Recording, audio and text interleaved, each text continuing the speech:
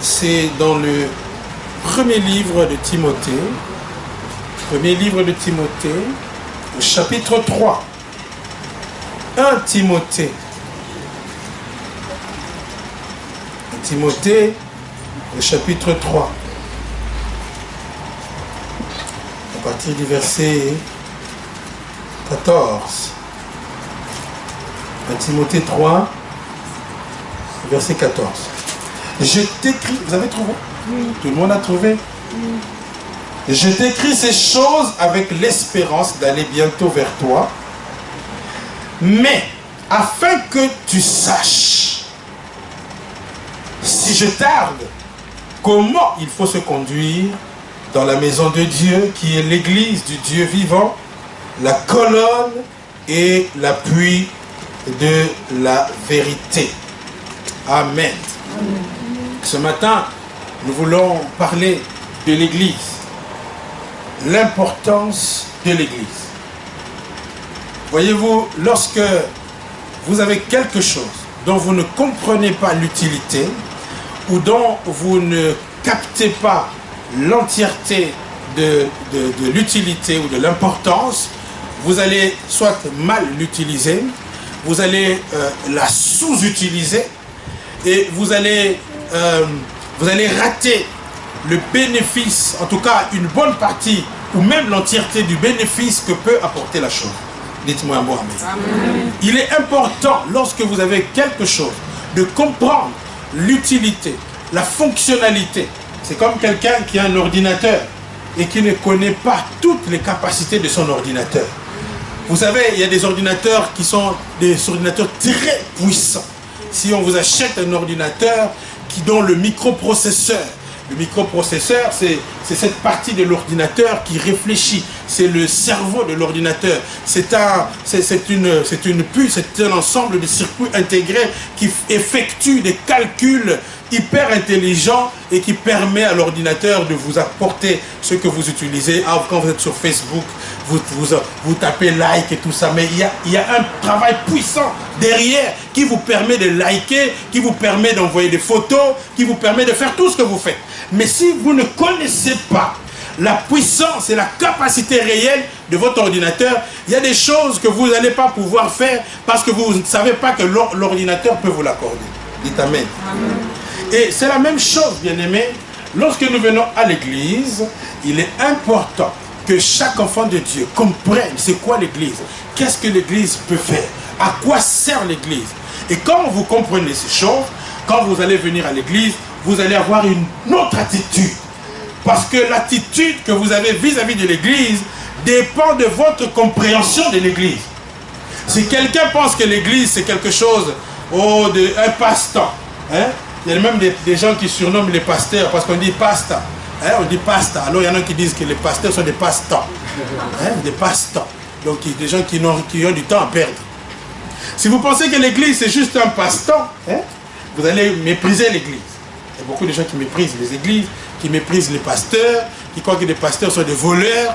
S'ils viennent juste pour nous truander, nous demander des dîmes et des offrandes et s'enrichir sur notre dos. Mais aujourd'hui, nous voulons bien voir ce que Dieu dit de l'église.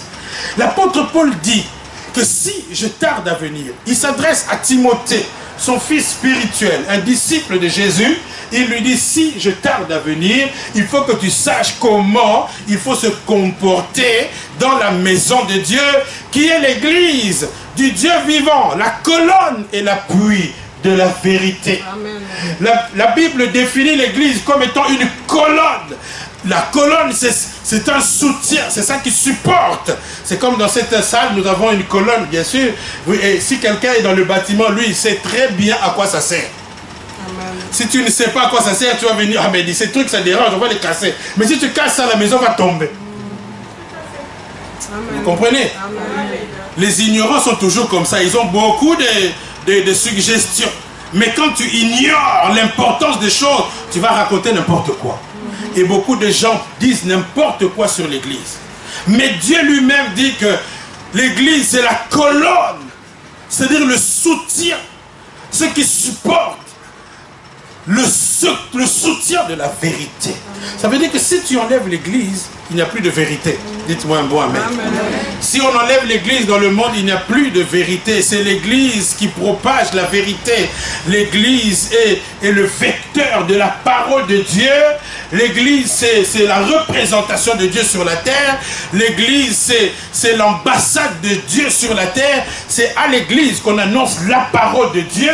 C'est à l'église qu'on enseigne les vertus de la parole de Dieu. C'est à l'église qu'on parle de bonnes choses, qu'on enseigne la vérité, ce que Dieu dit. C'est à l'église qu'on apprend à connaître Dieu. C'est à l'église qu'on apprend à connaître la volonté de Dieu. C'est à l'église qu'on découvre qui est Dieu. C'est à l'église qu'on nous enseigne le cœur de Dieu, ce que Dieu attend de nous. C'est à l'église qu'on nous enseigne l'évangile. Et l'évangile, dit-on, c'est la bonne nouvelle. L'église est un vecteur de bonnes nouvelles. Oh, au cas où vous n'étiez pas au courant, c'est l'église qui propage les bonnes nouvelles. Si tu ouvres la télévision, tu entendras seulement il y a eu attentat là-bas, on a tué les gens, ça par-ci, toujours des nouvelles sensations, des mauvaises nouvelles par-ci par-là. Mais à l'église, on n'est pas là seulement pour écouter des mauvaises nouvelles, on vient écouter la bonne nouvelle. C'est à l'église que Dieu nous informe qu'il est capable de nous guérir, il est capable de solutionner notre problème que personne n'a pu résoudre.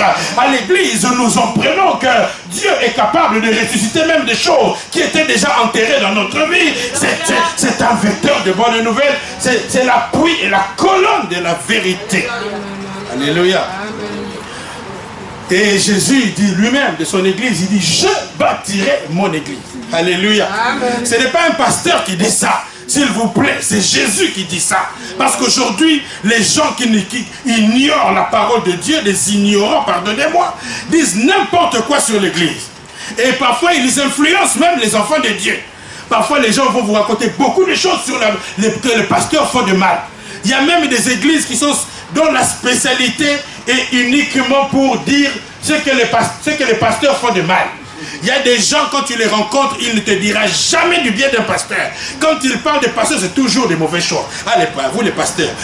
Parfois, quand j'ai dit, mais il y a certaines personnes que je ne veux même plus croiser parce qu'ils sont agaçants. Ils m'agacent. Dès que tu les croises, ah, vous les pasteurs, mais d'abord c'est mal poli. C'est très impoli. Moi, je suis pasteur et tu viens insulter les pasteurs chez moi. Vous voulez que je fasse quoi avec vous? Je vous remballe. Amen. Vous croyez qu'il y a que des pasteurs qui font des mauvaises choses? Vos médecins, là, vos docteurs sont des assassins parfois. Pourquoi vous n'arrêtez pas d'aller à l'hôpital?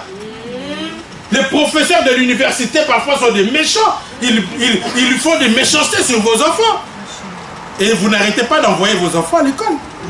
Mais dès qu'un pasteur fait quelque chose de mal, c'est comme si tous les péchés du monde se concentrent sur les pasteurs. Bien-aimé, l'église est une institution indispensable. Sachez que lorsque l'enlèvement va venir, quand l'église sera enlevée, ça sera l'hécatombe dans le monde. Il y a encore beaucoup de choses que Dieu s'empêche de faire à cause de la présence de l'église sur la terre. Il y a certains malheurs que le Seigneur empêche encore, parce que si on enlève l'église, le diable aura tous les pouvoirs. Il y a certaines choses que le diable, même s'il est le prince de ce monde, mais il a du mal à les accomplir. Parfois, il est incapable de faire d'exécuter ce plan à cause des églises qui mettent le feu partout, qui prient sérieusement, qui empêchent les attentats spirituels, les attentats du monde des ténèbres. Il y a encore beaucoup de choses dans votre famille qui sont empêchées à cause de votre prière. L'église joue un rôle important dans la vie des gens. Lisons ensemble à Samuel chapitre 17.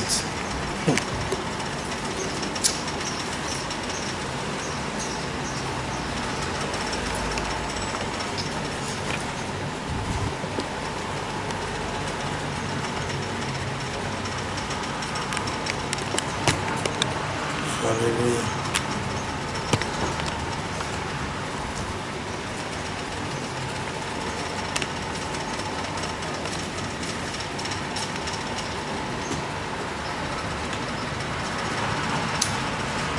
À Samuel chapitre 17,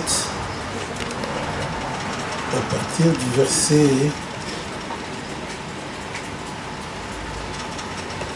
34. À Samuel 17, verset 34. La Bible dit ceci.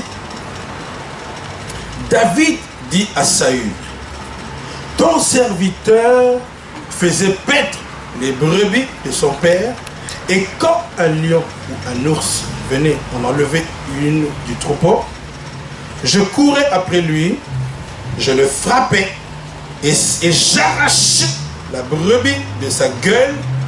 S'il se dressait contre moi, je le saisissais par la gorge, je le frappais et je le tuais. C'est ainsi que ton serviteur a terrassé le lion et l'ours, et il lancera du Philistin, de cet incirconcis, comme l'un d'eux, car il a insulté l'armée du Dieu vivant. David dit encore, l'Éternel qui m'a délivré de la griffe du lion et de la patte de l'ours, me délivrera aussi de la main de ce Philistin. Et Saül dit à David, va et que l'Éternel soit avec toi. Amen. Amen. Bien-aimé, l'Église, nous parlons de l'Église. L'Église, c'est comme une bergerie. Dites-moi bon amen. Amen. Où il y a des brebis et un berger. Et Dieu, dans son omniscience, il y a des gens qui croient toujours qu'ils sont plus intelligents que Dieu. Il y a beaucoup de gens qui pensent qu'il faut arrêter toutes les églises. Vous savez qu'au Rwanda, le président Paul Kagame a fermé plus de 6000 églises. Parfois avec raison, parfois ils n'ont pas raison. Ils ont fermé les églises parce que d'après le gouvernement rwandais, beaucoup d'églises sont là pour distraire le peuple. Je crois que certaines églises n'ont pas le mérite d'exister parce qu'ils prêchent autre chose que la parole de Dieu. Mais en général, l'église, si tout le monde comprend le vrai sens, et si je veux m'adresser et aux patrons des églises, qui sont les pasteurs entre guillemets, et aux fidèles qui viennent aussi à l'église. Il faut que nous tous nous puissions comprendre à quoi ça sert l'église, quel est le rôle que Dieu attend de l'église, pour que et les pasteurs et les fidèles puissent bien utiliser, avoir une bonne attitude, comme l'apôtre Paul dit, afin que si Jésus tarde à venir encore pour nous enlever, que nous puissions bien comprendre et avoir une bonne attitude, un bon comportement dans l'église et vis-à-vis de l'église. L'église est une bergerie où il y a un troupeau. Un troupeau. Nous sommes le troupeau de Dieu, bien-aimé. Les enfants de Dieu sont les troupeaux que la main de Dieu conduit. Et Dieu utilise des images. Dieu a suscité David, un puissant serviteur. Il l'a formé avant de l'envoyer dans l'arène. Il avait pour rôle de s'occuper d'un troupeau de brebis. Mais Dieu était en train déjà de l'utiliser, de l'enseigner, de le préparer à conduire le troupeau de Dieu plus tard.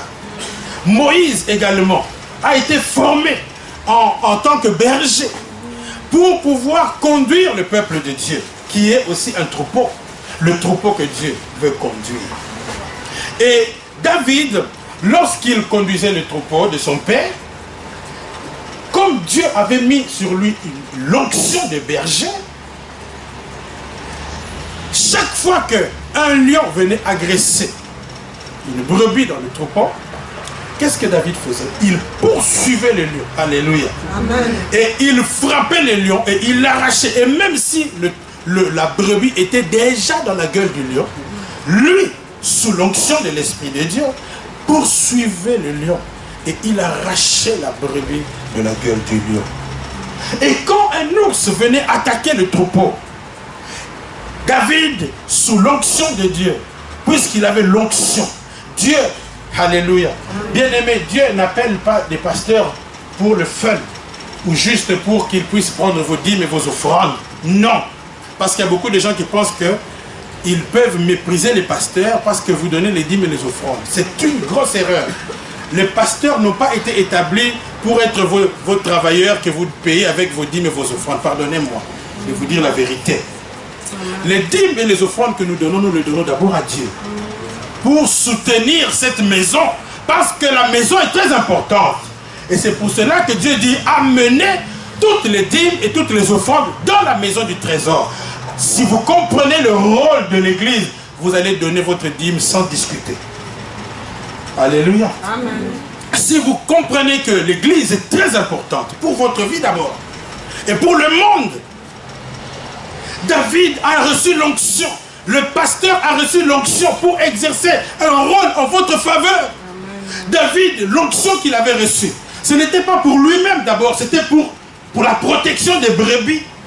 Il avait la responsabilité de veiller sur le troupeau. Chaque fois qu'un lion rôdait et venait voler une brebis, David devait avoir la clairvoyance de repérer ce programme et d'arrêter ça, de déjouer le complot du diable.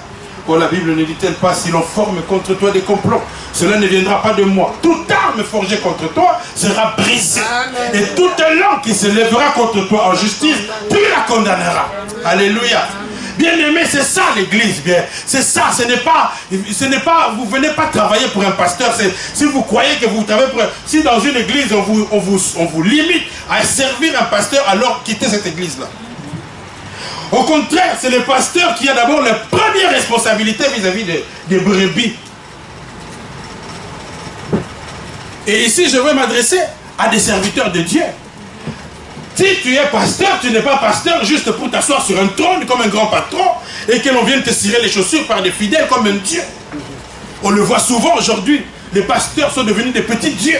Il y en a même qui se mettent à genoux devant les pasteurs. Abomination.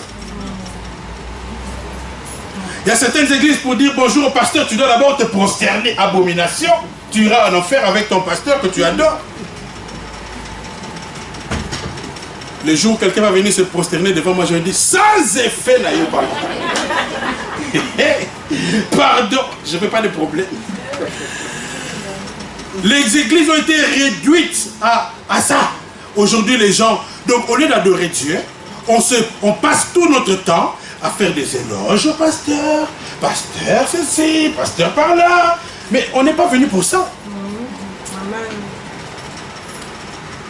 Vraiment, je n'ai pas besoin de tout ça. Je suis déjà bien complimenté à la maison.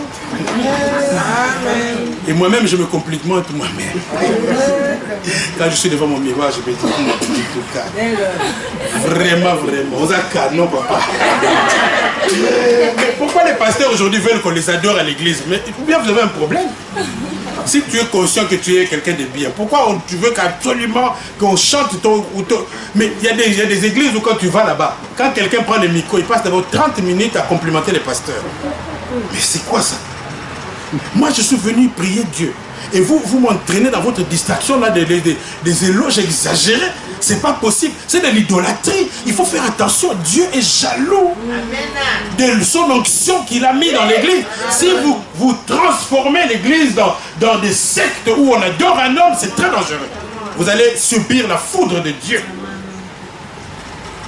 Le rôle de l'église, c'est quoi? C'est qu'il y a des gens qui sont fragiles. Et dans l'Ancien Testament, quand le peuple de Dieu allait vers Canaan, Dieu leur a dit de construire des villes de refuge. C'est-à-dire quand quelqu'un a commis un crime, pour qu'on ne le tue pas, on devait l'amener, on devait le cacher dans une ville de refuge. Et c'est l'image de l'église, bien aimé. Dieu est très intelligent. Jésus a dit, je bâtirai mon église. Et le séjour des morts ne prévaudra point contre elle. Bon, Jésus a dit, je bâtirai mon église. Toi, tu te crois plus intelligent que Jésus parce qu'il y a des pasteurs qui ont fait des erreurs et des mauvaises choses. Pour toi, il faut fermer toutes les églises. Donc Jésus n'est pas assez intelligent. Jésus ne savait pas que ce sont des hommes qui vont conduire, qui vont aussi à un moment donné faire des bêtises, des erreurs. Mais malgré tout, il a quand même pris soin de bâtir l'église. Alors, le rôle de l'église, c'est que c'est une ville de refuge. C'est-à-dire des gens qui ont été battus dans la société, qui ont connu des événements méchants, des gens qui ont divorcé, des gens qui ont été rejetés par leurs parents, des gens qui ont été rejetés par leur famille. Dieu a construit une ville de refuge qu'on appelle l'église pour que quand tu es tellement dans cette souffrance-là, que tu ailles dans cette maison-là et que dans cette maison-là, où il y a un berger qui doit se substituer à un parent qui doit manifester l'amour du Père, qui doit montrer l'amour de Jésus aux gens, qui doit compatir comme Jésus ému de compassion et qui doit consoler par ses prières, par ses prédications, par ses attentions, par sa présence dans votre vie. Il est capable, par l'onction que Dieu a mise sur le pasteur, de vous restaurer, de vous rétablir et de vous faire retrouver le goût de la vie. Dites-moi un bon amen. D'ailleurs, Jésus ne dira-t-il pas, vous êtes le sel de la terre. L'église, c'est le sel qui donne le goût au pondou, pas l'inverse. Donc, le rôle de l'église, c'est de redonner le goût de la vie aux gens qui ont été détruits par le monde, par le diable. L'église doit redonner envie de vivre. Même si quelqu'un était sur le point de se suicider, s'il débarque à l'église, on va lui injecter une dose de vie qui va lui redonner l'amour de la vie et il va lui faire oublier l'esprit de suicide. Comprenez le rôle de l'église. Aujourd'hui, parfois dans l'église, les pasteurs deviennent comme des pères. Il y a des gens qui ont perdu des parents, mais quand ils viennent à l'église, les pasteurs leur montrent l'amour comme un père. Et ça leur fait oublier qu'ils n'ont pas de père, ou que leurs pères ont été irresponsables. Et ils retrouvent la joie de vivre. Les pasteurs sont des grands frères pour conseiller, pour égayer, pour vous donner, vous soutenir. C'est ça le rôle du pasteur. Et David dit, lorsque quelqu'un venait frapper, il venait voler la brebis, je courais vers le lion. Bien aimé, ce monde est dangereux. Et l'église a le pouvoir. Et Dieu a investi l'église d'un pouvoir. Le problème, c'est que parfois l'église elle-même ignore le pouvoir dont il est investi. C'est pour cela que je disais, si vous avez quelque chose dont vous ne connaissez pas l'utilité, c'est comme quelqu'un, on m'a raconté à Kananga, au Congo, dans mon pays, une région minière où il y a beaucoup de diamants. Il a creusé, il a eu un diamant. Mais il ne connaît pas la valeur du diamant qu'il a pris. Alors lui, il sait seulement qu'il a un diamant. Alors il va vers un Belge qui était là-bas. Il va lui montrer le diamant qu'il a. Il dit, j'ai besoin de...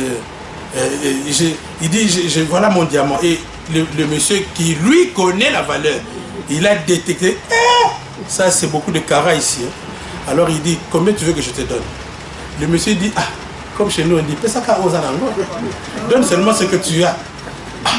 Mais il dit, non, toi-même dis-moi combien. Mais lui il savait déjà que c'est beaucoup de millions là-bas. Alors il dit, bon, non, toi donne seulement ce que tu as. Lui il ne connaît pas la valeur du diamant.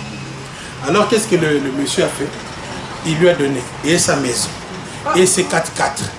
Il lui a donné tous ses biens qu'il avait là-bas. Et il lui a donné encore de l'argent en espèces. 20 000 $, je crois. Et puis le monsieur a pris l'avion. Baba. Il est parti avec son diamant à Anvers. Millions sur millions. Et lui, il croyait vraiment qu'il a fait une bonne affaire. Il dit, Mundelo a gentil vraiment. Non, c'est quand tu ignores, tu vois ce que tu vas rater. L'ignorance, c'est mauvais. La Bible dit que mon peuple périt faute de connaissance. Il faut connaître la valeur de l'église pour profiter de l'église. Bien aimé, à l'église, nous avons l'onction pour délivrer les gens qui sont dans la gueule du lieu. À l'église, nous avons l'onction pour libérer des gens qui étaient déjà condamnés à mort.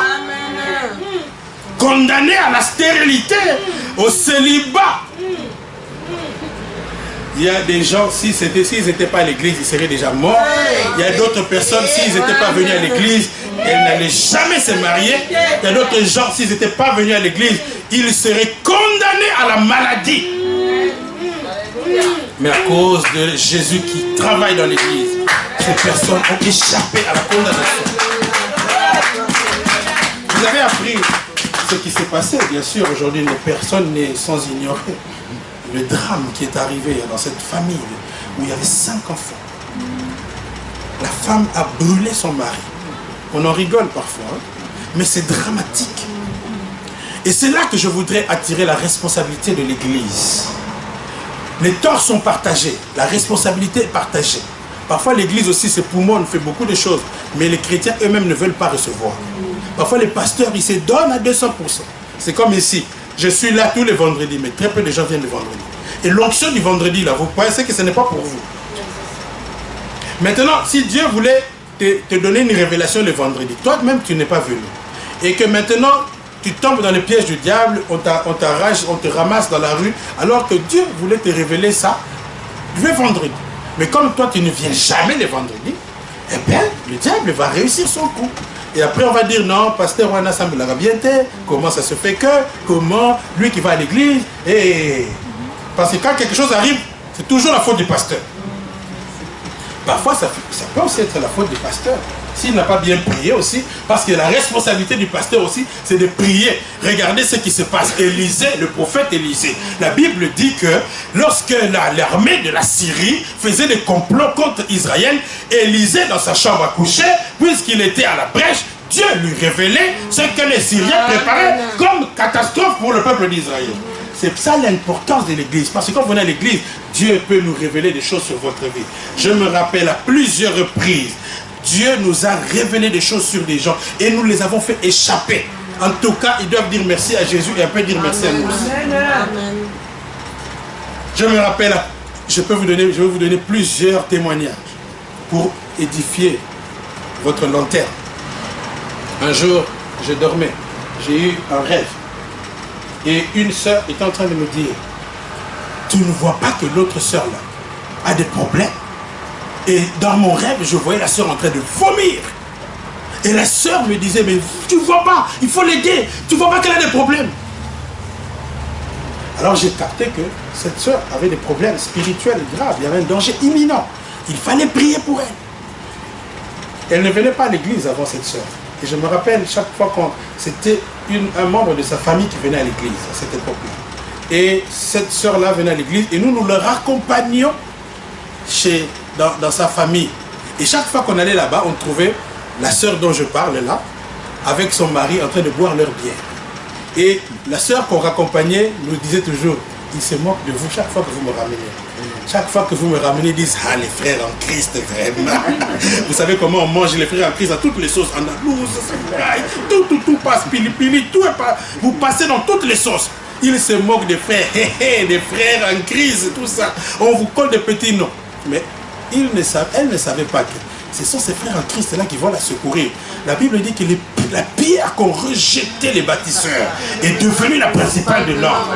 L'église que vous méprisez sera la source de votre salut.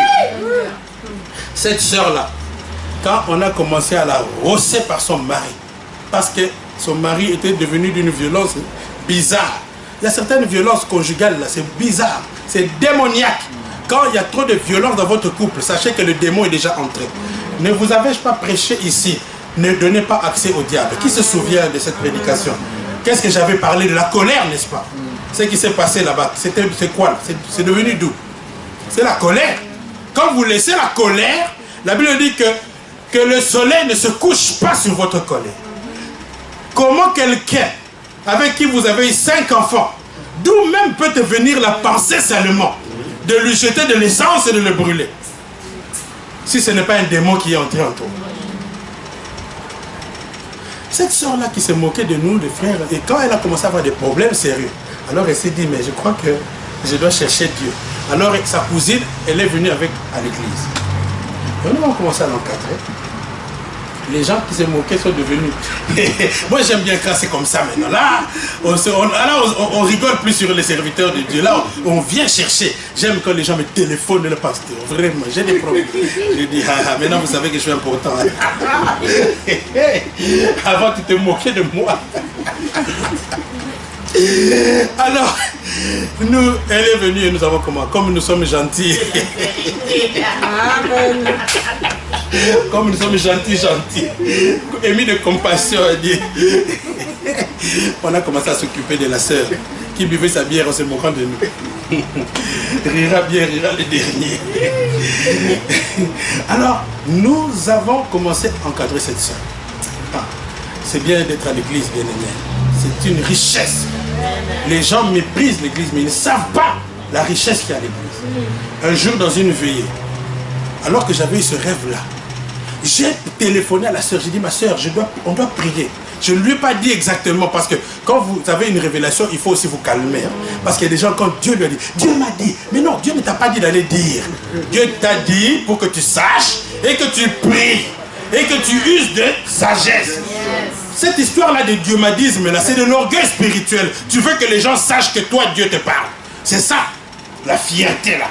Pourquoi tu dois toujours dire Dieu m'a dit, Dieu m'a montré. Donc ça, moi, je n'aime pas des gens qui, les dieumadistes, là, j'aime pas trop. J'aime des gens qui sont dosés, qui peuvent dire, ma soeur, j'ai la conviction que, je sens dans mon cœur que nous pouvons prier. Hein? Et puis, quand tu vas commencer à prier, Dieu lui-même va confirmer ce qu'il t'avait dit. Amen. Tu n'as même pas besoin de... Et puis, c'est de l'intimidation. Il y a des gens qui te disent toujours, Dieu m'a dit pour t'intimider. N'accepte pas l'intimidation. Dieu m'a dit que tu es ma femme. Et sans effet là. Quand quelqu'un vient, Benita, si un frère vient comme ça dire, Benita, Dieu m'a dit que tu es ma femme, si tu refuses, il va te frapper. Dis-lui sans effet. Ça ne se passe pas comme ça. D'ailleurs, moi si j'étais une femme, tu veux me draguer comme ça, je vais te remballer. Je dis, tu vas revoir ta copine là, tu sais pas comment on parle à une femme, c'est quoi ça pour dire. Donc toi, pour draguer une femme, il faut que Dieu t'aide à y aller. Il faut arrêter. Parle toi-même, dis vraiment tu me plais, je trouve que tes beaux yeux. Hein, dis ce que les femmes aiment entendre. Ne raconte pas des histoires de... Alléluia. Dis-lui que t'es faussé quand tu souris vraiment. Aïe aïe aïe. Je craque. Pourquoi commencer à venir? Non, Dieu m'a dit. Ça c'est nul ça. Dieu m'a dit. Il faut arrêter. Qu'est-ce que Dieu? Dieu ne t'a rien dit. Voilà. Moi j'appelle ça un kindoki là. Donc tu fais des rêveries. Ce sont tes propres rêves. Vous savez, les rêves, ce n'est pas toujours l'esprit de Dieu. C'est ce que tu as pensé, ce que tu as parlé. Alors tu vas rêver de ça et tu vas croire que c'est Dieu qui t'a dit. Faux. Dieu ne t'a rien dit. Alléluia. Amen.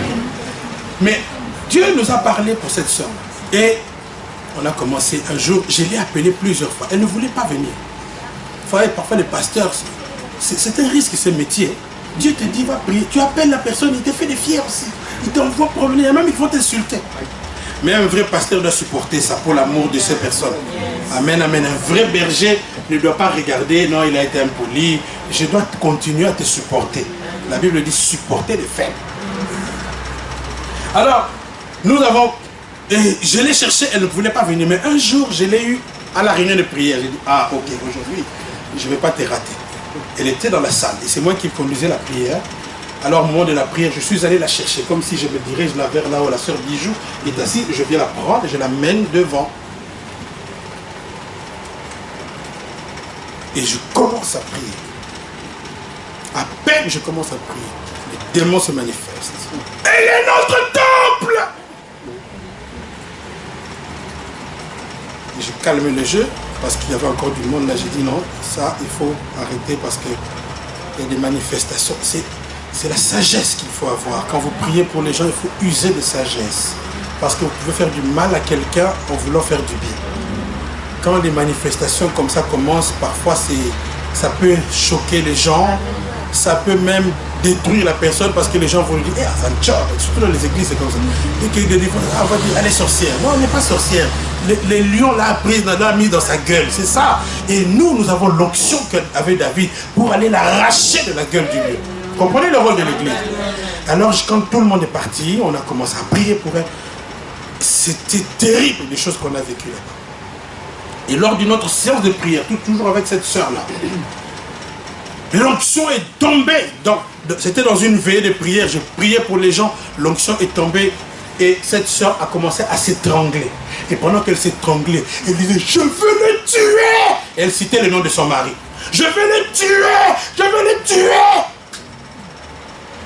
Et quand nous avons fini la délivrance, après on a commencé à parler et elle m'a expliqué que depuis quelque temps, elle nourrit l'envie de tuer son mari. Et elle m'a dit ceci, que tu sais, à plusieurs reprises, une voix me parle et me dit, va dans la cuisine, prends le couteau. Et elle va dans la cuisine, elle prend le couteau. Elle vient dans la chambre où son mari qui dormait, vous savez, les gens qui dorment sans prier, là, ils ne savent même pas qu'on est sur le point de le tuer. Il ronfle. Et la femme avec son gros couteau de cuisine, les démons lui disent, tue-le, poignarde-le. À plusieurs reprises, elle a vécu ça. Et Chaque fois, une voix lui disait, ne fais pas ça. Et elle s'est, après plusieurs moments de résistance, un long moment de résistance, finalement, chaque fois. Mais maintenant, vous voyez, les démons se manifestaient dans la prière, dans la délivrance. Bon, maintenant, si on n'avait pas prié pour cette sœur, elle allait finir par faire ce que cette femme a fait. Jeter le sang sur le mari et tuer. Et j'ai parlé avec quelqu'un qui côtoyait le couple, qui les connaissait très bien. Et il m'a dit que cette femme n'était pas à son premier coup d'essai. Elle avait déjà poignardé le mari. Vous voyez, donc c'est déjà un esprit qui était entré en elle. Et il fallait seulement qu'on détecte ça pour la délivrer. Comme cette soeur avait été délivrée. Oh, combien de fois n'avons-nous pas prié pour des gens qui nous ont dit, je suis allé au 8e étage à plusieurs reprises. Ils vont me dire, jette-toi parce que ta vie ne vaut rien. Suicide-toi. Donc, vous comprenez? Et grâce à Dieu, nous avons chassé l'esprit de suicide plusieurs reprises. Combien de fois n'avons-nous pas entendu des chrétiens qui se sont suicidés? Des gens, et on m'a même raconté un suicide, c'était choquant. Un chrétien qui le dimanche était à l'église comme vous, et lundi matin, on était venu le trouver dans sa chambre avec une corde au cou. Quel choc! Là, c'est la responsabilité de l'église aussi. Nous devons chercher les dons pour que Dieu nous révèle des choses sur les gens. Vous voyez pourquoi il faut respecter l'église. Et quand nous comprenons qu'à l'église, regardez ce qui se passe à l'église, on délivre des gens, des esprits de suicide. Vous voyez, des esprits de délire. Une fois, on m'a amené une jeune fille de Bruxelles qui commençait à délirer. Elle est devenue folle. Ses parents étaient dépassés. Et c'est des gens qui prient, des chrétiens. Ils sont assidus dans une église. Mais leur fille, qui allait aussi à l'église, commence à délirer. Vous croyez que le diable lui choisit? Il attaque partout. Et peut-être que tu as un problème que tu traînes, que tu ignores. Parce que certains démons qui sont en vous, ils se cachent jusqu'à ce que le temps favorable va arriver pour qu'ils se manifestent. Mais maintenant, si à l'église où vous priez, on ne détecte pas ça, ces démons-là vont passer à l'acte. Mais gloire soit rendue à Dieu que souvent dans les églises, l'onction du discernement est sur les serviteurs de Dieu. Discerner qu'il y a un problème, il faut prier pour telle personne. Combien de fois Dieu ne nous montre pas qu'il faut prier pour telle personne? Et même pendant que nous sommes en train de prêcher comme ça, parfois Dieu peut me mettre à cœur, je dis, telle personne, à la fin du culte, tu dois prier pour elle. Je me rappelle un jour, j'étais dans une réunion de prière. Je vous raconte ces choses pour vous donner l'envie de chercher aussi, hein, que vous puissiez demander à Dieu de vous utiliser comme ça. Parce que c'est la responsabilité de l'église. Et je veux communiquer cette vision dans notre église. L'église, ce n'est pas un lieu où on vient frimer, s'asseoir et faire des selfies, tout ça. Non, non, non. Il faut chercher l'onction pour délivrer les gens qui sont dans la gueule du lion. Et c'est le rôle des serviteurs de Dieu. Il faut retrousser les manches. Je n'ai pas cette vision du pasteur patron assis sur son trône et les gens venir faire des courbettes. Non, pour moi, les serviteurs de Dieu, c'est un berger comme David qui doit courir après les lions, qui est venu voler une brebis dans la bergerie, courir après l'ours qui est venu arracher une brebis. Nous devons sécuriser les enfants de Dieu par notre intercession, notre prière, et la grâce de Dieu est dans l'esprit de révélation, nous montre des dangers qui guettent les enfants de Dieu et nous permet de déjouer les complots du diable. Dans votre vie, vous êtes dans une situation confortable. Vous êtes plus sécurisé que le président Donald Trump. Parce que les présidents de ce monde, ils n'ont des gardiens que physiques. Mais quand le démon vient, vous croyez que votre garde du corps baraqué, là, il va le voir? Il ne va pas le voir. Il va te frapper en présence de vos gardes du corps. Mais nous avons des gardiens célestes. La Bible dit que l'ange de l'Éternel campe autour de ceux qui les craignent pour les arracher du danger. C'est ça l'intérêt, l'avantage de venir à l'église, bien-aimés. Et quand vous comprenez la mission de l'église comme ça, ça vous donne du respect. Vous dites respect. Respect à l'église, l'institution. L'attitude que cela doit nous pousser à avoir, c'est aimer l'église. Être prêt à se sacrifier pour l'église. C'est comme ça, quand le prophète Agé, Dieu ayant remarqué que les enfants de Dieu ne se préoccupaient pas de reconstruire la maison de Dieu, le prophète a parlé. Le texte que nous avons lu. Agé a dit au peuple, vous vous empressez d'aller dans vos maisons lambrissées. Dans vos maisons avec des écrans plats. Il y a des maisons quand tu entres là-bas, le luxe c'est insolent. Il On m'a raconté une maison où quand tu entres, il y a un mur en aquarium. Donc quand tu vois le mur, c'est des poissons qui nagent. Hey, quel luxe! Il y a des maisons où les poignées sont en or. C'est formidable tout ça. C'est très bien. Bravo d'avoir une maison comme ça.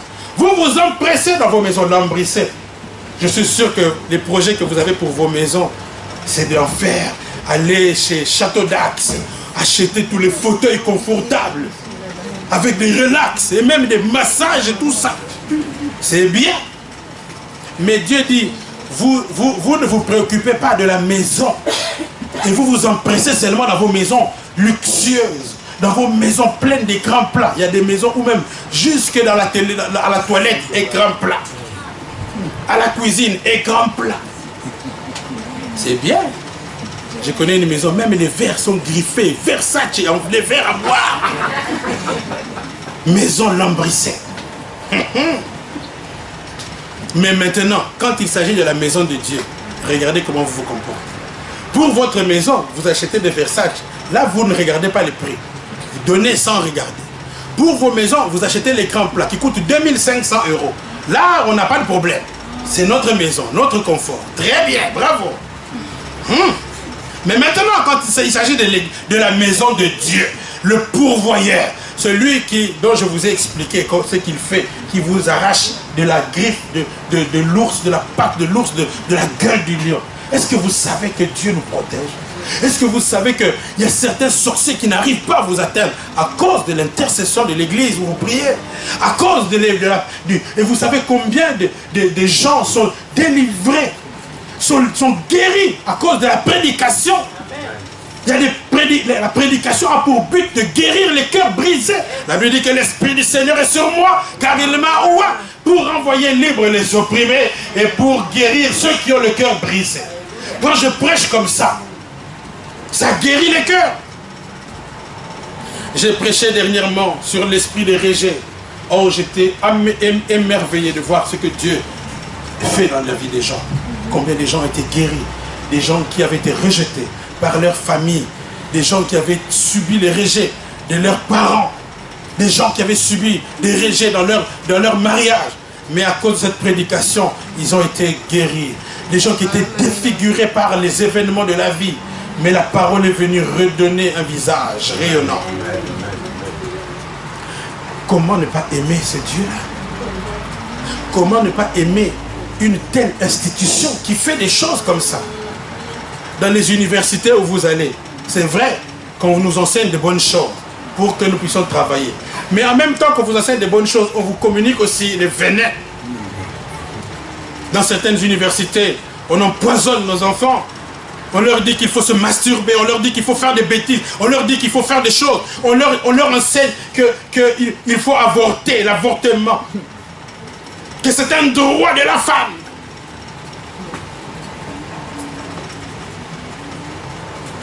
Mais l'Église, heureusement que l'Église est là pour corriger certaines choses.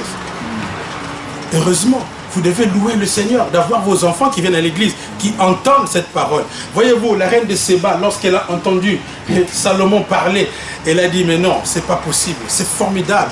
Heureux des gens, heureux les gens qui sont autour de toi, qui entendent cette sagesse. Jésus a dit, ici, il y a plus que Salomon. La reine de Séba vous condamnera. Parce qu'ici, il y a plus que Salomon. Il y a plus que l'onction qui était sur Salomon. Et vous avez la chance, la grâce de Dieu d'être dans ce temps de la grâce où l'Esprit de Dieu est répandu abondamment pour guérir les cœurs brisés, pour délivrer les captifs. Vous savez que quand on est dans une famille, on hérite aussi le bagage de cette famille. Nous héritons les malédictions de nos familles. Si nos parents avaient touché aux portes de la mort, la Bible ne dit-elle pas que les parents ont mangé des raisins verts et les enfants ont eu des dents agacées? La Bible ne dit-elle pas que hey, je punirai l'iniquité des pères sur les enfants jusqu'à la 3e et la 4e génération? Mais maintenant, quand tu es dans une condamnation comme ça, tu n'as plus d'espérance. Comment tu vas faire? Comment tu vas faire? Dis-moi, quel est le docteur qui va te guérir de la malédiction de votre famille? S'il y a un esprit de célibat dans votre famille, dites-moi, quel est le professeur de UCL qui peut guérir? ce problème-là? Quel est ce super professeur qui peut solutionner le problème de l'envoûtement de votre famille, de la sorcellerie de votre famille? Il y a des gens très intelligents, mais ils ne peuvent pas réussir dans la vie parce qu'il y a une malédiction qui traîne dans leur famille. Il y a des femmes qui sont canons.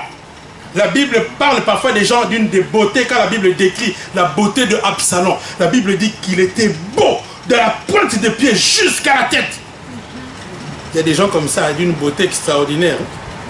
Mais tu peux être belle comme ça, sans pouvoir te marier. Je connais des femmes, non. Quand tu la vois, mais une beauté fatale.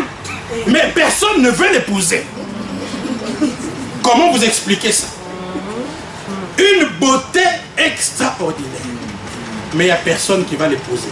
Parfois même déjà d'autres qui ne sont même pas terribles. Mais elle se marie facilement. Mais toi là, parce qu'il y a la malédiction, dites-moi, quel est le docteur qui va guérir de cette malédiction? Si ce n'est pas Jésus seul. Il y a des problèmes dans ce monde qu'il n'y a que l'Église qui a la solution. Vous comprenez? Et quand vous comprenez l'importance de l'Église comme ça, vous comprenez ce qui se passe à l'Église, qu'est-ce qu'on fait à l'Église? Il faut dire aux membres de votre famille, non, nous dans notre Église, ce n'est pas seulement pour adorer le pasteur, ce n'est pas pour vous donner l'argent, non, c'est pour recevoir la délivrance, c'est pour recevoir la guérison, là où les médecins ne sont plus capables, notre pasteur peut prier, l'Esprit de Dieu peut agir et donner la solution. Et quand vous comprenez l'Église dans ce sens-là, qu'est-ce que vous allez faire? Est-ce que vous allez continuer à dormir dans vos maisons lambrissées sans rien faire pour cette maison? Et le prophète Agé dit, maintenant amenez le bois, bâtissez la maison. Dieu dit, j'en aurai de la joie et je serai glorifié. Il faut bâtir la maison. Pourquoi nous devons bâtir la maison? À cause de tout ce que je vais te raconter. Parce que cette maison est une ville de refuge. Ça va sauver plusieurs vies. Ça va guérir beaucoup de gens. Alors, quand je donne mon argent à l'église, non, non, non, je donne avec raison. Alléluia. Je donne avec raison. Il y a un chant là, c'est qui chante ça déjà? Nazobina n'a raison. Et je donne mon argent, n'a raison. C'est comme ça que vous devez chanter aussi. Je donne ma dîme, n'a raison. Je donne mon offrande, n'a raison. Parce que ça sert à quelque chose. Quand vous donnez l'argent aux musiciens, ça sert seulement à débaucher des gens. Quand on était dans le monde, quand les concerts, si Kofi Olomide a chanté coucou terrible, ou bien je ne sais pas quel chant là, Enrique, alors tu ne te sens plus directement, tu vas lui mettre billet de 500 € sur la tête, tellement il a touché ton cœur, n'est-ce pas? Ça c'est facile à faire. Mais maintenant, Dieu touche ton cœur tout le temps, tout le temps, tout le temps. Il touche même plus que ton cœur. Il touche ton portefeuille, il touche ta santé, il touche ta famille, il touche tes enfants. Qu'est-ce que tu fais pour sa maison? Afin que tu saches, si je tarde à venir, comment il faut se comporter dans la maison de Dieu. Comment faut-il se comporter dans la maison de Dieu? La Bible dit qu'il faut venir dans la maison de Dieu avec zèle, avec crainte et tremblement. Quand tu comprends l'importance de la maison de Dieu, tu dois venir avec zèle. Tu ne peux plus traîner les pieds. Une maison comme ça, où on délivre des gens. Vous savez ce qu'on fait ici, c'est extraordinaire. Ça, on ne voit pas. Il y a même certaines églises où on a peur des démons. Il y a une église là dont je ne cite pas le nom. Un jour, dans la prière comme ça, un démon se manifeste. Et les gens ont seulement dit, bon, pour ce cas-ci, on va prier demain. Vous comprenez? Mais ça c'est une fuite en avant. Votre rôle, je dis toujours au pasteur, ce n'est pas seulement de manger les dîmes. Quand les lions viennent aussi, il faut attaquer. C'est bien beau de recevoir les offrandes, l'offrande du prophète. Je vais commencer pour elle, de amener les offrandes. Mais quand maintenant j'ai des problèmes, les démons m'attaquent. Tu dis non, ma soeur, pour ce cas-ci, prie. Tu as reçu l'enseignement. Non, non, non. Pasteur, tu dois te mouiller un peu. Amen. Amen. Yes. Tu dois. Et c'est irresponsable de la part des églises de ne pas prier pour les gens. Parce que quand Dieu envoie les gens à l'église, c'est parce qu'il veut qu'on vienne les guérir à l'église. Il veut qu'on vienne les délivrer. Parce que nous tous là, nous avions des envoûtements de nos familles. Si on ne veut pas délivrer, peut-être qu'on serait déjà mort. Parce que les démons ne viennent pas pour faire du bien. Ils ont un programme de destruction dans votre vie. Si on ne les arrête pas à temps, ils vont finir par opérer des catastrophes dans votre vie. Alors quand nous comprenons comme ça, nous devons être zélés. Qu'est-ce que nous pouvons apporter? La Bible dit, amenez le bois et bâtissez la maison. Qu'est-ce que c'est que le bois que tu vas amener pour bâtir la maison? Ton temps va servir à bâtir cette maison. Il faut donner du temps pour l'église. Les gens qui font le ministère doivent donner le temps pour leur travail. Tu vas bâtir par la prière. Il faut qu'il y ait des gens qui prient. Parce que tout ce que je viens de vous raconter, ça ne vient pas gratuitement. L'onction là, les révélations, la puissance pour délivrer les gens, ça ne vient pas gratuitement. Ça vient par le prix de la prière. Si on ne prie pas, il n'y aura pas ces choses-là. On va venir à l'église avec nos démons et on va retourner avec eux. Et ils vont finir par nous tuer ou nous faire faire des catastrophes. Si tu as déjà un esprit de suicide, oh je me rappelle, un jour, il y a une soeur qui est venue me dire qu'elle a prié. Dieu lui a révélé qu'il y a une autre soeur qui a des pensées de suicide. Vous voyez pourquoi c'est important d'être à l'église? Parce que nous sommes une équipe. Le pasteur ne peut pas avoir tout lui-même. Tu n'es pas tout puissant. Tu n'as pas tous les dons comme Jésus. Alors, l'église, c'est parce que la diversité, chacun, l'un a la parole de connaissance, l'autre a les dons de discerner les esprits, l'autre a la parole de sagesse, quelqu'un d'autre a l'onction prophétique. Et tout ça réuni, ça fait boum. La sœur m'a dit, il faut prier pour l'autre sœur parce qu'elle a un esprit de suicide. Et quand j'ai commencé à prier, à parler avec la sœur, je lui ai demandé, est-ce que tu as des pensées de suicide? Elle m'a dit, oui, j'en ai eu.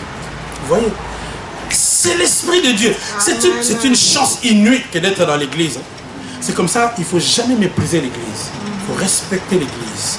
Et quand quelqu'un dit du mal de votre église, il ne faut pas se mêler de ces bêtises-là. Et toi aussi, tu commences à manger les pasteurs. Et votre pasteur, vraiment, il vous vole votre argent. Et toi aussi, tu dis, vraiment, il nous joue avec nos pieds.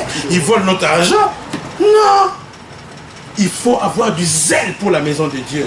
Au contraire, il faut être zélé pour l'église. Quand quelqu'un a compris cela, il va faire son ministère avec crainte et tremblement. Il ne va pas traîner les pieds. Les gens qui font le ministère doivent venir avant le début du culte. C'est un sacrifice. Je sais que ce n'est pas facile. Mais c'est le prix à payer. Et d'ailleurs, c'est quand nous comprenons l'importance, nous allons le faire tranquillement.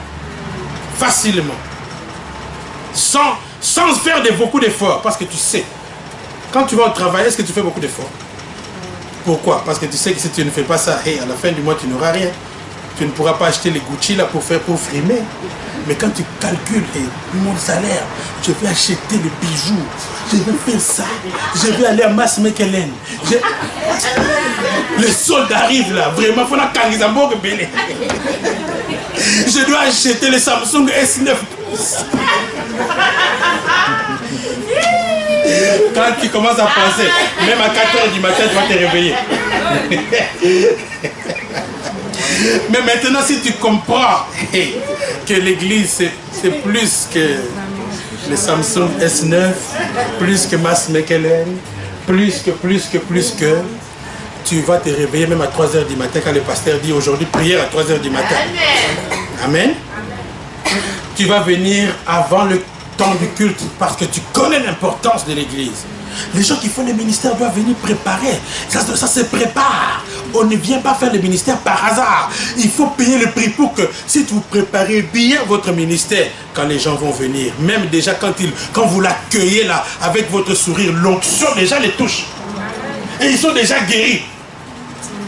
Si le pasteur prépare bien sa prédication, quand il va commencer à prêcher, à peine il prend le micro, il y a déjà quelqu'un qui est guéri dans son cœur. Il y a déjà quelqu'un qui est guéri même dans son corps. Les douleurs qui te tourmentaient. Il y a des guérisons faciles comme ça avec le sacrifice de la prière. On bâtit la maison de Dieu par la prière. Amenez le bois et bâtissez la maison. Alléluia. Il faut donner son temps à l'église. Oh, j'aime beaucoup quand je viens parfois ici à l'église. Je viens trouver Papa Jean en train de nettoyer l'église. Je dis, Seigneur, touche, fais-lui du bien. Il a compris l'importance. Quand je vois des gens parfois qui font des kilomètres pour venir servir Dieu. Et ils arrivent avant même les gens qui habitent à côté. Tu as compris quelque chose. Il y a des gens qui quittent Uccle pour venir servir Dieu à Kortenberg. Vous savez que Uccle, c'est la frontière de Bruxelles. Mais tu traverses tout Bruxelles. Autoroute. Tu viens ici. Dieu voit ça. Amen. Il dit, bâtissez la maison. Bien-aimés, maintenant, là, nous sommes en train de vouloir bâtir un temple à l'Éternel. Nous voulons acheter un bâtiment. Comment tu te comportes vis-à-vis de ce projet? Il faut bâtir la maison parce que nous comprenons l'importance. Il y a quelqu'un qui est venu me dire, quand ils ont parlé du projet de notre église, de bâtir, d'acheter le temple, quelqu'un a dit dans un deuil, ça sera au nom de qui? Ils veulent savoir au nom de qui. C'est dit certainement le pasteur veut nous comme on dit à Linga. Rien du tout. Ça sera au nom de Jésus. Ça sera pour Dieu. Mais nous devons bâtir la maison. Il ne faut pas hésiter à donner votre argent quand il s'agit de bâtir. Pourquoi nous voulons acheter ce bâtiment? Parce que nous savons que là-bas, nous allons encore faire plus que ce que nous faisons ici. Franchement, cette église fait un bon travail. Nous délivrons des gens, pas seulement d'ici, même d'ailleurs. Ils viennent parce que c'est ça le but de la maison de Dieu. Et vous savez, si vous allez chez un pasteur, avant qu'il prie pour toi, il y a des pasteurs comme ça. Si tu veux que je prie pour toi, quitte d'abord ton église et viens ici. Faux! Archi faux! Donc toi, tu pries pour les gens avec intérêt. Non, ne prie pas comme ça. D'abord, dis-lui, garde ta prière. Garde ta prière, j'en ai pas besoin. Une prière comme ça, ça ne sert à rien. On ne prie pas pour que vous restiez à l'église. Je ne prie pas pour les gens pour que vous soyez dans mon église, que vous soyez mes propriétaires. Donc quand un pasteur dit comme ça, il est suspect. Il veut faire de toi sa propriété. Il veut t'acheter par sa prière. On n'achète pas les gens comme ça. Je prie parce que je compatis. Quand tu me poses ton problème, je suis ému de compassion. Je sens mes tripes bouger. J'ai même envie de pleurer. Je me rappelle le jour avec ma femme, on devait prier pour une dame qui a raconté son histoire. Ma femme a commencé à pleurer. Tellement c'était choquant, le problème. Et quand tu pries comme ça en pleurant, l'onction se déclenche facilement. Chaque fois que je sens un élan de compassion pour quelqu'un, la puissance de Dieu descend. Je n'ai même pas besoin de faire beaucoup d'efforts. Parce que Dieu travaille avec la compassion. Et une église doit émettre la compassion. On prie avec compassion. Vous comprenez? Alors nous voulons bâtir cette maison. Nous voulons avoir un lieu. Parce que parfois ici, vous savez, c'est difficile de travailler. Nous travaillons péniblement. Parfois, je dois attendre que tout le monde parte. Parce qu'il y a des prières que je ne peux pas faire en public. Sinon, je vais faire du mal à la personne. Je dois attendre que tout le monde parte. Le culte est censé se terminer à 13h30. Mais bon, parfois, la communion fraternelle, il faut attendre. Parfois, le pasteur est obligé de rester jusqu'à 18h à l'église pour prier pour les gens. Alors que là-bas, nous avons plusieurs salles. Même pendant que le culte se passe, on peut faire un autre service à côté. On peut faire un service de délivrance pendant même le culte. Parce que quelqu'un peut être touché par l'Esprit de Dieu pendant le culte. Mais on peut l'amener à côté pour prier pour lui confortablement, sans choquer, sans ternir son image. Vous comprenez? C'est pour ça que nous voulons acheter ce bâtiment. Ce n'est pas seulement pour frimer. Nous avons les bâtiments. Mais il y a des églises qui ont des bâtiments et puis il n'y a rien. Ils ont seulement les bâtiments, mais pas de Jésus dedans. Ça ne sert à rien. Moi, je préfère encore être dans une église comme ça, où Jésus est, que d'être dans une église lambrissée, où il n'y a même pas une goutte d'onction qui coule. C'est malheureux d'être dans une église où l'Esprit de Dieu n'agit pas. C'est tristouné, vraiment. Hein? Franchement, il vaut mieux rester à la maison et regarder un bon Dallas. que d'aller dans une église où il n'y a pas Jésus. Jésus n'est pas là. Alors, qu'est-ce que je viens faire là-bas? On ne prie pas pour les gens, et on fait que demander l'argent, mais pas de prière. Allez, il faut arrêter. Nous voulons bâtir cette maison parce que nous savons que Dieu veut faire un travail. Dieu veut faire du bien à plusieurs personnes. Et vous voyez l'église ici, regardez déjà comment nous sommes. C'est déjà, il n'y a plus beaucoup de place libre. Donc ça se limite seulement à un petit groupe. Mais là-bas, nous aurons encore plus d'espace pour encore toucher plus de monde. Parce qu'il y a beaucoup d'autres personnes qui ont besoin de Jésus, besoin de sa guérison, besoin de son onction, de consolation, qui ont besoin d'échapper au programme du diable. Parce que le diable, regardez ce qui se passe, c'est scandaleux d'avoir des chocs comme ça. Moi, je suis triste d'entendre des choses comme ça. Surtout d'entendre que ce sont des gens qui fréquentaient une église, des réveils. Hein? Si c'était encore une église, là, non, je ne cite pas les noms, on allait comprendre. Là-bas, il n'y a rien, c'est bon, ça va. Mais vous qui avez, vous qui devriez avoir, comment vous n'avez pas détecté comme, mais ça doit nous faire réfléchir. Ça veut dire que le diable nous a collé une gifle en plein sur le visage. Ça doit nous pousser à la prière et à demander l'onction du Saint-Esprit dans l'église. Il faut que tu te consacres. C'est pour ça que tu dois bâtir la maison par ta présence au moment des prières, par ta présence dans les moments d'intercession. Tu dois donner de ton temps parce que c'est ça qui va amener l'onction. C'est ça qui va faire que la main de Dieu va agir. Si tu ne pries pas, à cause de ton manque de prière, nous ratons une certaine onction dans cette église. Il faut bâtir la maison de Dieu par sa présence. Qu'est-ce que tu fais déjà dans l'église? Qu'est-ce que tu fais dans l'église? Je te pose la question. Pose-toi la question. Qu'est-ce que je fais dans l'église? Si tout le monde fait quelque chose. Et vous savez, j'ai fait un calcul, j'ai fait un petit exercice. Hier, je préparais le dossier que nous devons présenter à la banque pour l'achat du bâtiment. Et vous voyez, le pasteur ici, il est comptable, il fait tout, il fait beaucoup. Hein. Normalement, je devais vous faire payer les plans financiers. Maman Bibi, tu vas préparer ça, tu vas budgétiser. J'ai passé toute ma journée hier à vous concocter un plan financier bien fait là, fait par un expert. Je vais facturer très cher. Vous voyez? Alors un jour, quand l'église aura de l'argent, si on donne de l'argent au pasteur, il y a des gens qui vont dire, mais comment on donne de l'argent au pasteur? Vous savez qu'est-ce que j'ai souffert pour votre église là? Alors, j'ai préparé ce plan financier, je faisais le budget. Parfois, les budgets qu'on fait, c'est sur projection. Mais là, ce n'était pas la projection. J'ai calculé le nombre de personnes qui sont ici, qui travaillent. Et j'ai essayé d'imaginer le salaire moyen de chacun d'entre eux. Et je voulais même faire l'exercice que chacun écrive son salaire. 1500, 2000, 2500, 3000, 5000, 10 000, pourquoi pas 20 000? Mais pourquoi tu ne dis pas Amen? Parce que tu crois que tu n'as pas droit à avoir des salaires de 20 000 euros. Je dis que tu as droit. Amen, amen. Je connais des païens qui touchent 15 000 euros tous les mois, sans problème. 15 000, ça rentre. Et il ne sait même plus quoi en faire. Mais c'est toi qui dois avoir ce salaire-là. Il fait que boire avec cet argent-là. Mais toi, si on te donne, au moins, tu vas faire de bonnes choses. Tu vas donner l'argent à l'église pour évangéliser. Amen. J'ai essayé de faire ce petit exercice. Je me suis dit, j'ai seulement pris une quinzaine de personnes. Hein? J'ai pris vos noms. Et j'ai demandé l'esprit de révélation sur votre salaire.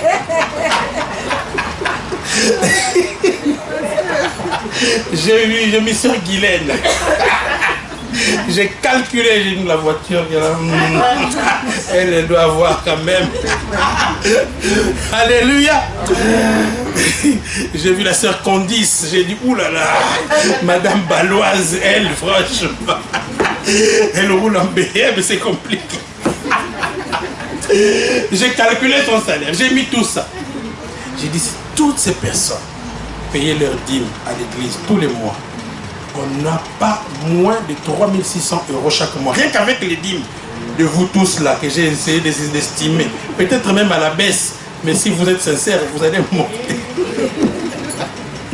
Donc, vous voyez, parce que là-bas où nous allons partir, il faut payer le crédit si on va partir à un crédit. Et le crédit qu'on a estimé, 1500 euros tous les mois, on peut rembourser ça. Comprenez? Si tout le monde donne sa dîme seulement, sans même compter les offrandes, on a déjà payé les crédits, on a payé l'électricité, on a payé tout ça, tout. On a payé les sandwichs du pasteur, un sandwich excellent. Amen, amen. Ah oui, hein. Vous croyez que je travaille comme ça, comme un esclave, mais il faut bien s'occuper de moi. Et quand vous comprenez aussi le travail d'un pasteur, c'est pourquoi la Bible dit que vous devez honorer de telles personnes. Ne manquez jamais du respect à un pasteur. C'est comme quelqu'un qui manque du respect à sa maman. Il ne comprend pas comment sa maman a souffert les douleurs de l'enfantement. Tu es maudit parce que si tu ne respectes pas ta mère, malédiction. Touche même le papa, c'est encore moins grave. Touche jamais à la maman. Parce que c'est elle qui a souffert les douleurs de l'enfantement, qui t'a supporté pendant des années où tu étais bébé, dépendant totalement. Et le pasteur, c'est la même chose. Il vous supporte pendant que vous êtes des bébés spirituels. Il a d'abord souffert des douleurs de l'enfantement. Les prières là pour que tu puisses devenir ce que tu es. Parfois, combien de fois les pasteurs peuvent prier pendant toute une journée entière. Parfois, on me réveille la nuit pour venir prier. Un jour, quelqu'un m'a réveillé à 2 h du matin. Il avait des démons qui circulaient dans son corps. Hey, il est ici. Hey, il est là-bas. Je le sens ici. Je le sens ici. Hey. J'ai pris au téléphone. J'ai dit, vous démons là, laissez-la dormir. Il est tombé par terre avec le téléphone. Alors son mari a dit, non, viens seulement parce que ça ne va pas. J'ai passé toute la nuit à chasser ces démons-là, circuler. Vous comprenez? Alors, si vous n'honorez pas un homme comme ça, vous êtes dans la malédiction. Dieu va vous punir. Quelqu'un qui souffre pour votre bien, vous devez aussi lui rendre l'ascenseur. Amen. Alléluia. Amen. Je dois vous enseigner ces choses. Non. Alléluia. Vous comprenez? Et donc nous devons bâtir la maison de Dieu. Bâtissez la maison. Et Dieu dit, j'en aurai de la joie. Et vous voyez, quand vous ne bâtissez pas la maison, Dieu dit qu'il va souffler sur vos bénédictions. Vous comptiez sur beaucoup et vous récoltez peu. Pourquoi? Parce que vous avez délaissé la maison de Dieu. Et vous vous êtes seulement empressé dans vos maisons pleines de grands plats. Alors qu'à l'église, il n'y a même pas de grands plats ici. Il y en a un ici quelque part. J'en ai vu quelque part ici. Mais tu ne peux pas te fâcher et dire, je vais acheter les grands plats pour l'église.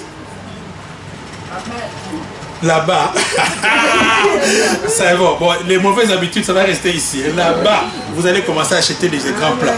Benita, quand tu vas faire ton job là, pense un peu. Elle m'a dit, ton salaire de ton job là que tu vas faire pendant l'été, tu dois penser, qu'est-ce que je peux acheter pour l'église, pour la maison de Dieu. Viens voir le pasteur. Qu'est-ce qu'on peut acheter? J'ai un peu d'argent. Qu'est-ce que vous voulez acheter? Et le pasteur va te dire, bon, on va acheter le bureau pastoral. En tout cas, là-bas, je serai très exigeant. Et si vous jouez avec moi là-bas, pas question de jouer. Mon bureau là, où est Sandrine d'abord? Le budget que vous allez mettre pour ce bureau là. Toutes les souffrances que j'ai souffert pendant Alléluia. Non, c'est pour dire que nous devons bâtir la maison de Dieu. Amen. Et là-bas, nous allons prier, il y a les climatiseurs, on va moins transpirer. C'est pour ça qu'il faut donner l'argent pour acheter.